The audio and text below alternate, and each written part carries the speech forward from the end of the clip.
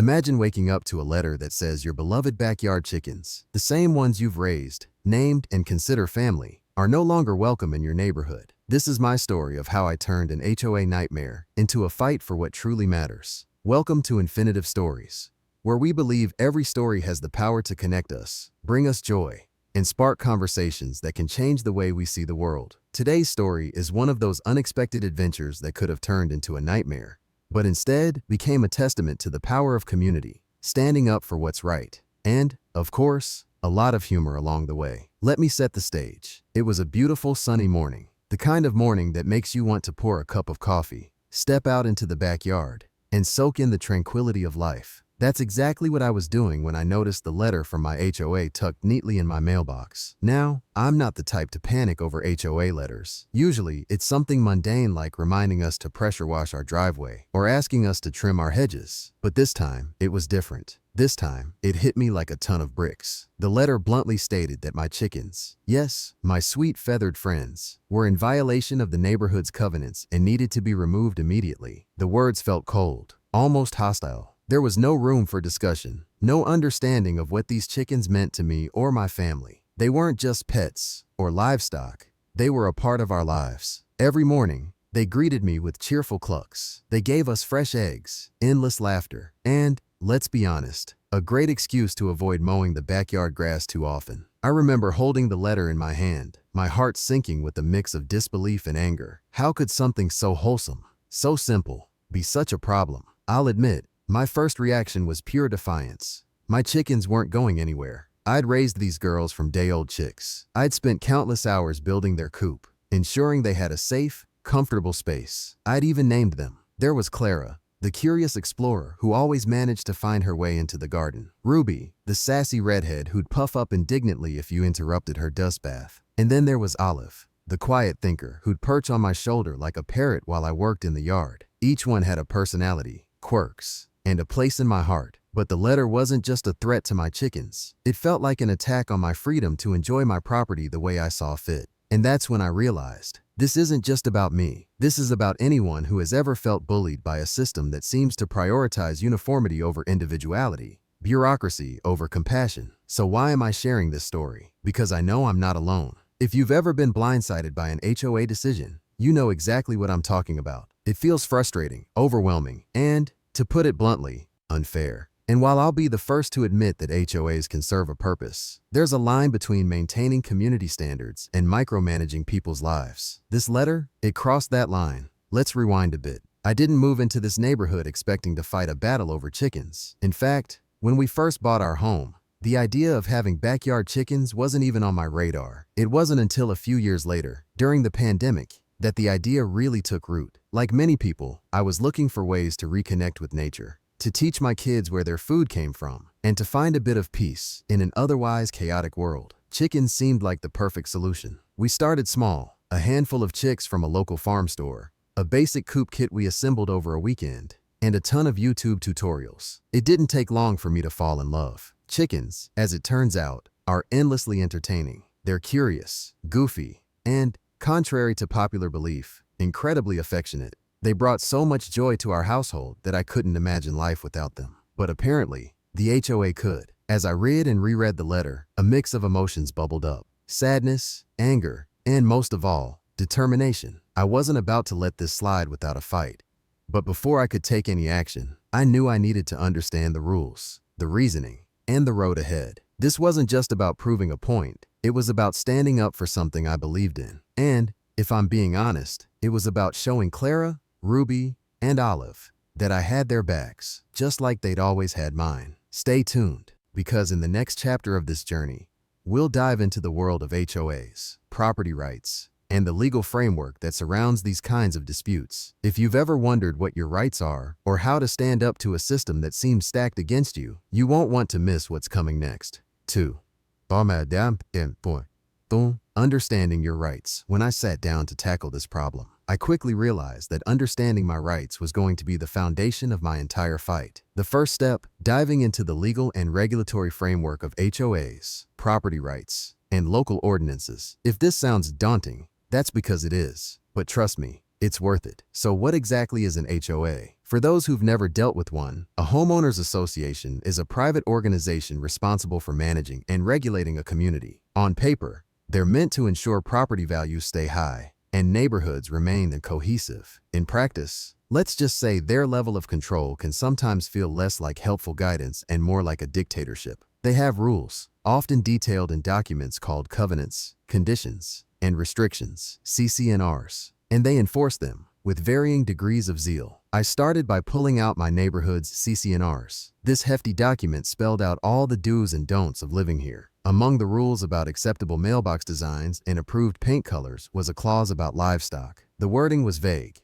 No livestock, including but not limited to cattle, goats, and pigs, shall be kept on any property. Chickens weren't specifically mentioned, but they weren't explicitly excluded either. This gray area became my first potential argument. Were my chickens technically livestock, or could they be classified as pets? After all, many cities and towns recognize backyard chickens as pets these days. Next, I turned to local laws and ordinances. To my surprise, my city actually had a progressive stance on urban agriculture. There were clear guidelines about the number of chickens allowed per household, coop construction standards, and waste management practices, all of which I had been following to the letter. This was a major win. If my setup complied with city regulations, it might trump the HOA's authority, but there was still more to uncover. I also discovered that some state laws provide additional protections for homeowners. In my state, there's legislation that limits how far HOAs can go in restricting activities like gardening and animal husbandry, as long as they're within reason. This gave me another layer of confidence. The more I learned, the clearer it became that the HOA's stance might not be as ironclad as they wanted me to believe. But legal arguments alone wouldn't be enough. I needed to understand the common objections to backyard chickens so I could address them head on. This meant diving into the usual complaints: noise, smell,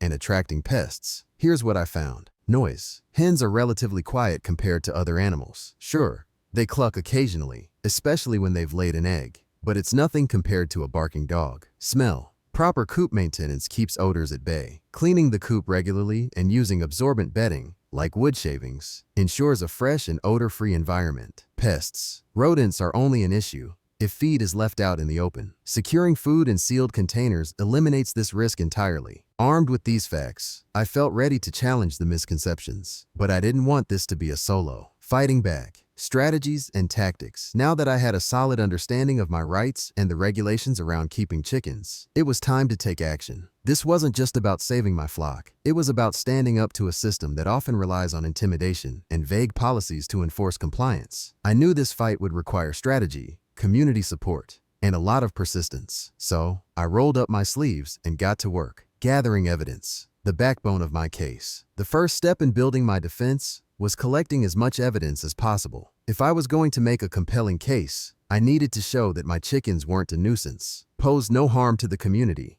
and even added value to the neighborhood. Here's how I approached this.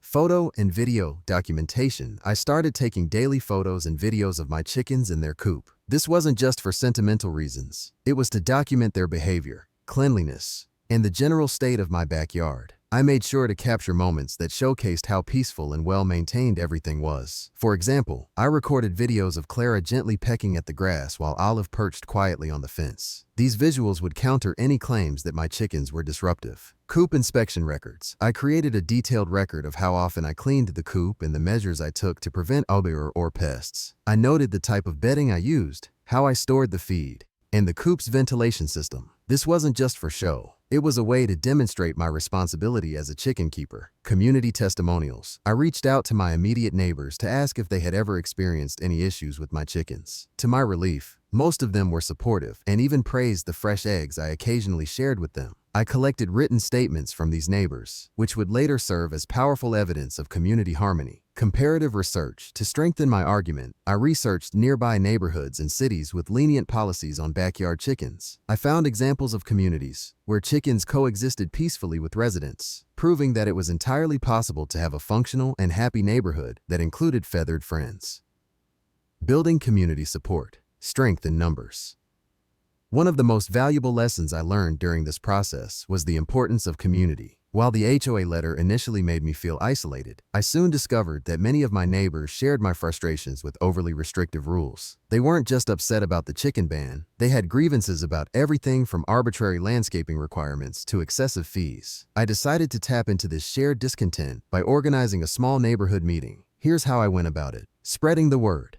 I created a simple flyer explaining my situation and inviting neighbors to a backyard gathering. I emphasized that this wasn't just about chickens. It was about fairness and the right to enjoy our properties. I slipped the flyers into mailboxes and posted a notice on our community's social media group. The backyard meeting. On the day of the meeting, I set up chairs in my backyard and prepared a short presentation. I shared my story, explained the HOA's stance, and highlighted how this issue could set a precedent for future restrictions. I made sure to keep the tone positive and solutions-focused, avoiding any unnecessary negativity. Petition for change. At the end of the meeting, I introduced a petition calling for the HOA to revise its stance on backyard chickens. I provided copies of the petition for attendees to sign and encouraged them to spread the word to other neighbors. By the end of the evening, I had over 30 signatures, a small but significant step toward building momentum. Researching the HOA's decision-making process. To effectively challenge the HOA, I needed to understand how they operated. This meant digging into their structure, meeting schedules, and decision-making protocols. Here's what I uncovered. The Board of Directors.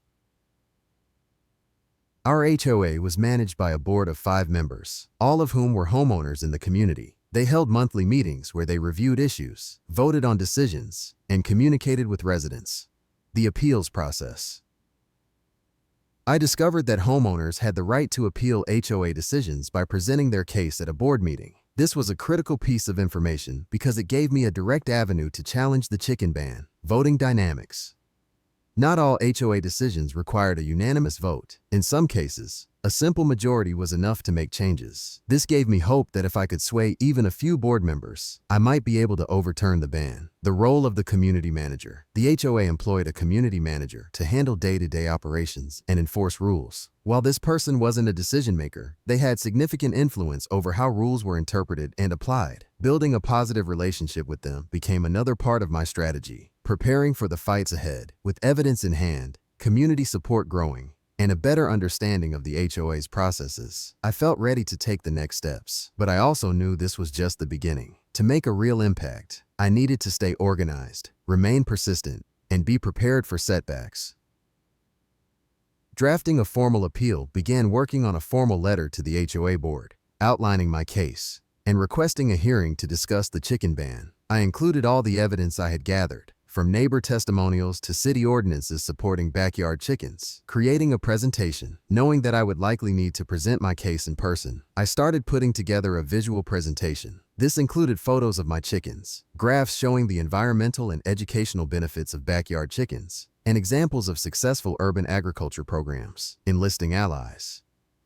I reached out to local urban farming organizations and legal experts who could provide additional guidance and support. Their advice was invaluable, helping me refine my arguments and anticipate potential counterpoints. Staying positive. Perhaps the most important part of this process was maintaining a positive attitude. It would have been easy to feel discouraged or resentful, but I reminded myself that this fight was about more than just me. It was about advocating for a way of life that brought joy, sustainability, and community connection. This phase of the journey was both exhausting and empowering. While there were moments of doubt, I was buoyed by the support of my neighbors and the belief that I was doing the right thing. The fight was far from over, but I felt more prepared than ever to take on the challenges ahead. Negotiating with the HOA. When the time finally came to face the HOA, I knew I had to be prepared. It wasn't just about standing my ground, but also about approaching the conversation in a way that would foster understanding, compromise, and, hopefully, a positive outcome for everyone involved. My goal wasn't to be confrontational. It was to show the board that this wasn't a me versus them situation, but rather an opportunity to find a solution that worked for the community and for me. Preparation is key. I started by organizing everything I had gathered in the research phase. My strategy was simple: present facts, not feelings. While my emotional attachment to Clara, Rubu, and Olive was real and valid, I knew the HOA would be more likely to respond to logical arguments backed by evidence. I created a folder with the following: compliance documents, copies of local ordinances showing that my chickens were entirely legal under city laws, scientific studies,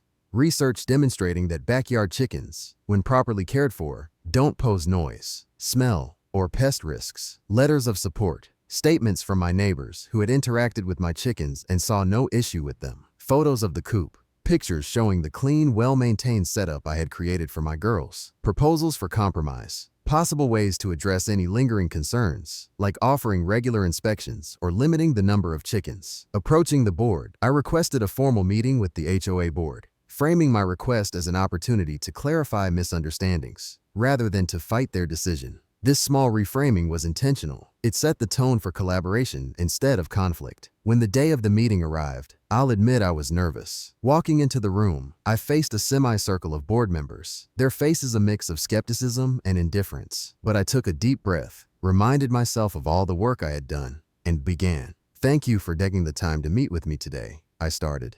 "I understand the board's concern for maintaining the standards of our neighborhood, and I want you to know that I share that same commitment. My goal here is to provide clarity and work together to find a solution that works for everyone." Presenting the case, I began by addressing the board's main concerns, one by one. Noise. I played a short video of my hens during their usual activities, pointing out that the sound they made was no louder than a conversation or a bird chirping in the yard. "As you can see," I said, "Clara and her friends are far quieter than most dogs in the neighborhood." Smell. I showed a detailed cleaning schedule and explained my waste disposal system, emphasizing how it aligned with city standards. I even shared tips I'd learned for odor management, like using diatomaceous earth and composting chicken manure properly. Pests. Using my research, I highlighted how rodent problems arise only when food is left out in the open, something I had proactively avoided by storing feed in sealed bins. Finally, I shared testimonials from my neighbors, which seemed to soften some of the board members' expressions. "These are my neighbors' words," I said, passing the printed letters around the table. "They've lived next to my chickens for over a year, and they've had no complaints." Proposing solutions. After presenting my case, I shifted the conversation to finding a middle ground. "I understand that there might still be concerns, and I'm willing to make adjustments to address them," I said. "Here are a few ideas I'd like to propose." I outlined several compromises, including reducing the number of chickens if the board felt the current number was excessive, allowing board members to inspect my coop periodically to ensure it remained clean and compliant, hosting a community event to educate neighbors about backyard chickens and their benefits. By the end of my proposals, I noticed a few nods around the room. It seemed like the idea of working together resonated with them, even if they weren't ready to make a decision right away. The unexpected question, just as I thought the meeting was wrapping up, one board member, let's call her Mrs. Green, spoke up. "But why chickens?" she asked, her voice tinged with genuine curiosity. "Why not just stick to dogs or cats like everyone else?" It was a fair question, and one I was happy to answer. "For me, chickens are more than just pets," I explained. "They're a source of fresh, healthy food. They teach my kids about responsibility, nature, and where their food comes from. And quite honestly, they bring a sense of peace and joy to our lives. In a world that feels so fast-paced and disconnected, having them reminds me to slow down and appreciate the little things." Mrs. Green nodded thoughtfully, and I could see her perspective shifting. It was a small but significant victory. Leaving the meeting, as I left the meeting, I felt a mix of relief and anticipation. The board didn't make a decision that day. They said they needed time to review everything I had presented, but I knew I had done everything I could to make my case. Whether they ultimately approved my chickens or not, I felt proud of how I had handled myself. Walking out of that room, I thought about Clara, Ruby, and Olive. They didn't know it, but their quiet clucks and silly antics had inspired me to stand up for something I believed in. And no matter what happened next, I was determined to keep fighting, not just for them, but for anyone who had ever felt silenced or overlooked. Moving forward, a plan for success. And now, here we are. After weeks of back and forth, the HOA finally agreed to let me keep my chickens under certain conditions. It wasn't a perfect resolution, but it was a reminder that standing up for what you believe in is always worth it. Clara, Ruby, and Olive are still happily clucking away in the backyard, and I've gained a new appreciation for the power of community and persistence. To anyone facing a similar battle, remember, you're not alone. Educate yourself, gather support, and approach the situation with an open mind and a firm heart. You'd be surprised how much you can achieve. Thank you for joining me on this journey. If this story resonated with you, don't forget to like, subscribe, and share it with someone who might need a little inspiration to stand up for what they believe in. This is InfinitiveStories, signing off until our next adventure.